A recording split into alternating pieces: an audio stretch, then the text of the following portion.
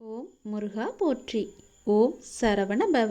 என் அன்பு குழந்தையே, உன் மீது எனக்கு இருக்கும் அன்பானது எல்லையே இல்லாதது. நீயே என்னை மறந்தாலும் நான் உன்னை மறக்க மாட்டேன். நீயே என்னை விட்டு விலகிச் சென்றாலும் நான் உன்னை விட்டு விலகிச் செல்லவே மாட்டேன்.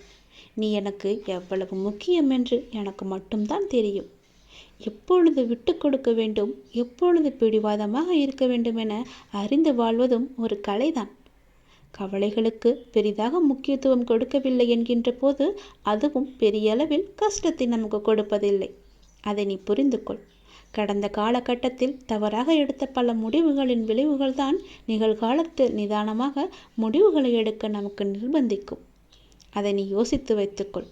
மன அமைதி வேண்டுமானால் எவருடைய வார்த்தைக்கும் நீ மறுத்து பேச வேண்டாம். அமைதியாக இருந்தாலே போதும். சிறிது காலமாக உனக்குள் இருந்த மனப்போராட்டத்திற்கு இப்போது விடை கிடைக்கும் நேரம் வந்துவிட்டது. அதற்கான விடையை தேடி நீ எங்கும் போக வேண்டாம். அதுவே விடை தேடி வந்து கொண்டிருக்கிறது. இதை நோக்கி உன்னை வேண்டி என்னிடம் வந்து நின்றாயும் அதனை உனக்கு அள்ளித்தர நான் வந்திருக்கிறேன்.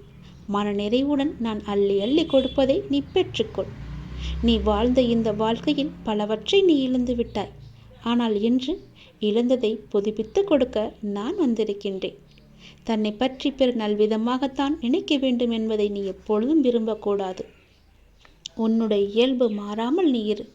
படைத்தவருக்கு தெரியும் யார் சிறந்தவன் என்று. தனிமையில் அழுகை, காரணம் தெரியாத சோகம், நலமா என கேட்டால் கொட்டிவிட தயாராய் இருக்கும் கண்ணீர், அத்தனையிலிருந்தும் நான் உன்னை கண்டிப்பாக விடுவிப்பேன். நான் உனக்கு துணையாக இருக்கின்றேன். கதறி அழுதது எல்லாம் போதும். கதறி அளவும் முடியாமலும் கண்ணீரை அடக்க முடியாமலும் எதையோ நினைத்து சந்தேகத்தில் பயந்து கொண்டே இருக்கின்றாய். வீதியில் நீ கடந்து சென்ற பாதையை நான் நிச்சயம் அறிவேன். உனக்கான கள்ள காலம் நெருங்கிவிட்டது தங்கமே. விரைவில் உன் நலம் நிச்சயமும் கிடைக்கும். இழந்தது எதுவாக இருந்தாலும் அதை பற்றி நீ பயப்படாதே. அதைவிட மிக பெரிதாகவே சிறந்ததாகவே பல மடங்கு நன்மையுடன் உனக்கு கிடைக்கும்படி நான் அருள் புரிகிறேன். நிச்சயம் கிடைக்கவும் செய்வேன். எதை பற்றியும் சிந்திக்காதே. நல்லது மட்டுமே நினை. உன் வாழ்வில் பல நல்ல நல்ல அற்புதங்கள் மாற்றங்கள் எல்லாம் நடக்கப் போகின்றது. என்னை சரணாகதி அடைந்தவர்கள் துன்பத்தில் விழும் தருவாயில் எனது 4 கரங்களையும் கொடுத்து அவனை மேலே எழச் செல்வேன். நான் அவனை முழுமையாக கண் இமை காப்பது போல காத்து கொண்டிருக்கிறேன்.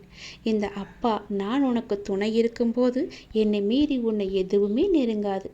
இறைவா, நடத்தியதும் நீ, நடத்தப் போவதும் நீ. இனி நடப்பவை அனைத்தும் நன்மையாக தருவதாக இருக்கட்டும் என்று நீ என்னிடம் கேட்டாய் அல்லவா? அது நடக்கப் போகிறது.